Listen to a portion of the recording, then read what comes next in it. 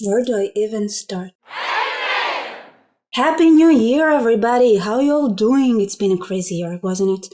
I mean, for me it was. Who would have thought? Who would have thought I'd be a YouTuber? You see, this is the year it all started. In February this year, I published this video. 2.5 hours of a video. God knows what I was thinking. About anti-Semitism. And I sent it to a special someone. That was Ridvan Emir. And thanks to him, I had a very different year than what I thought I would have. After sending that to him, he was like, that's cool, let's meet up. And I ended up being with David Wood and Ridvan, AP, Apostate Prophet, for a week while they were traveling Israel. I've made a video about my experience in the visit that we had. One thing that I had experienced is understanding that what I'm doing right now is probably something that somebody has to do, and I felt like I have to do,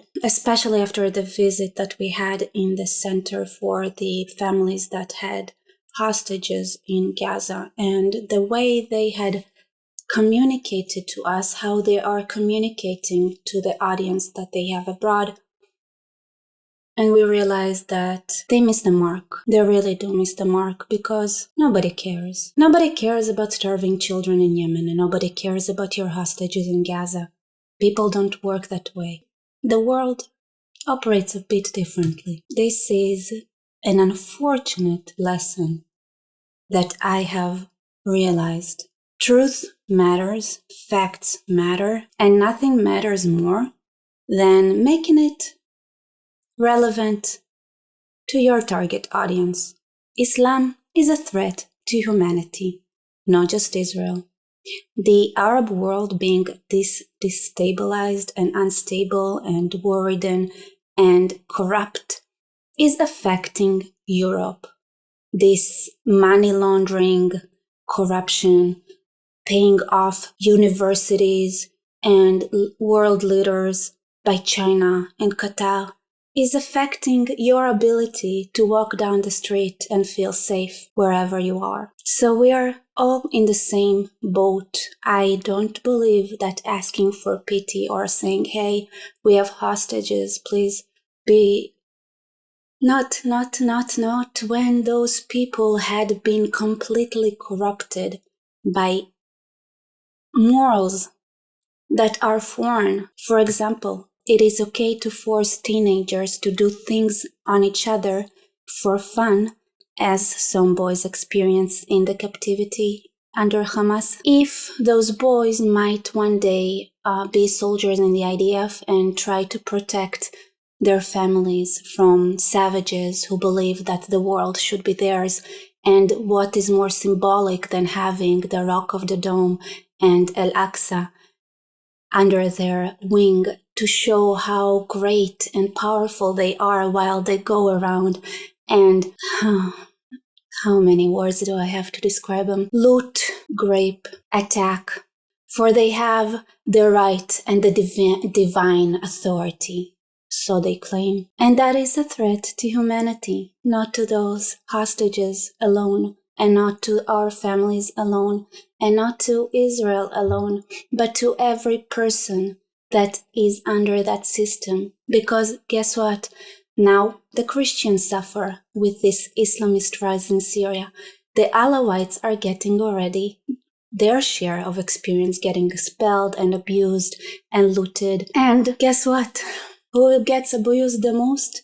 Exactly those people who are born to those systems, who get abused by their fathers, by their mothers, by their husbands, by their wives. The wives are more than happy to send their husbands to go and martyr themselves because they don't like them, I guess for good reasons. War between man and woman, and war between morality and just taking and grabbing whatever you can. And that is what my journey had been this year, where I started with realizing that some people don't have empathy, have never learned what empathy is, and therefore that kind of approach would never reach them. The only thing that might reach their broken hearts is threats to their own lifestyle, and that is it.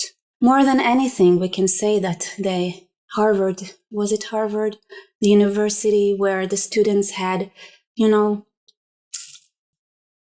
described how much they need humanitarian aid and that people would bring them food to the building they closed themselves in because they are starving. They didn't eat since noon. Oh, gee. Pathetic, I know. But this is the world that we had discovered in the wake of 2024 and continued discovering in 2024. And there were friends that we thought were our friends who ended up betraying us again and again. Whether it was not caring that their own friend is being held hostage in a dungeon in Gaza because, well, that ain't cool anymore. It doesn't matter that they went and danced together and were in the same dancing group and that they knew her. When it came to show up and say, hey, that ain't cool, that's our friend there that was taken hostage. How about we show our care? No, those foreign friends had said, nah, it's our fault for being Israeli. Who cares? She believed in peace all of her life. Who cares? Beautiful, beautiful.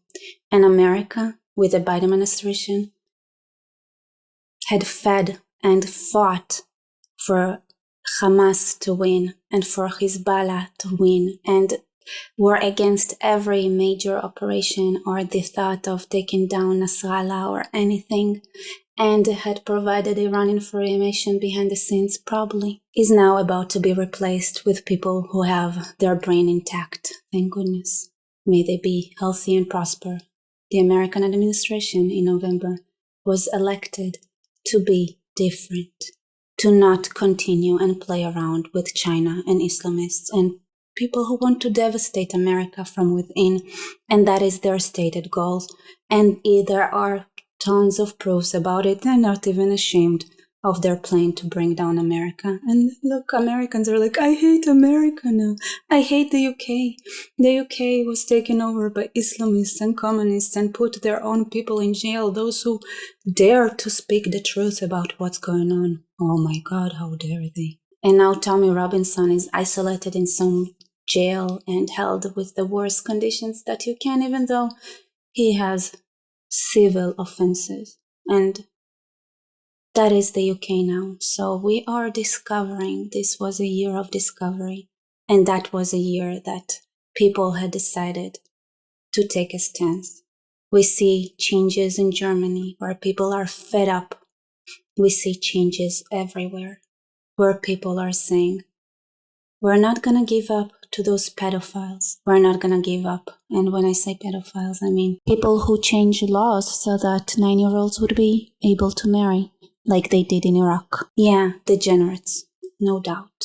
And that was a year when we had discovered that we can do so much as individuals if we set up our minds to it.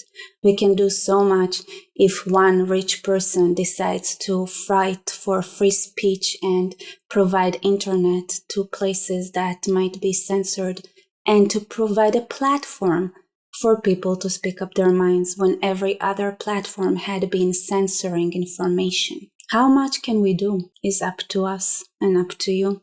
And may 2025 be the year that we understand how much we can do and take our own fates in our own hands and make the world amazing again. Make Earth great again. Make scientific advancement the thing that we are fighting for and not stupid wars for stupid reasons. Make achievements what we are fighting for, and not whether or not an ideology that believes that marrying a 6-year-old is a good one or not. How about we accept the progress that we had thus far instead of going backwards and going back to questions that really should not be asked in 2025. Is it okay to starve your own population and then send missiles to another country for a war that is not even justified in any way. Do you have border with them? No. Yemen does not have any borders with Israel.